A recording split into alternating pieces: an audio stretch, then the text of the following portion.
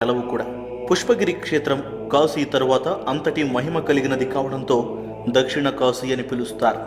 అలాగే ఇక్కడ శివుని స్వరూపుడైన వైద్యనాథేశ్వరుడు, అలాగే విష్ణు స్వరూపుడు చెన్నకేశవ స్వామి ఇద్దరూ ఒకే మందిరంలో కొలువై ఉండటం ఎంతో ప్రత్యేకతను సంతరించుకుంది. కావున శైవ భక్తులు, వైష్ణవ భక్తులు ఇరువురు ఈ ప్రాంతాన్ని దర్శించుకుంటూ ఉంటారు.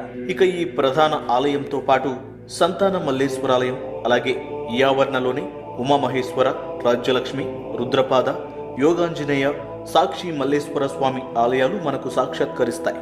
పుష్పగిరిలోనే పాప వినాశేశ్వరుడు, టుండి వినాయకుడు, పుష్పనాథేశ్వరుడు, కమల సంభవేశ్వరుడు, దుర్గాంబల ఆలయములతో పాటు సుమారు 101 ఆలయాలు ఈ ప్రాంతంలో కొలువుదీరడం విశేషం.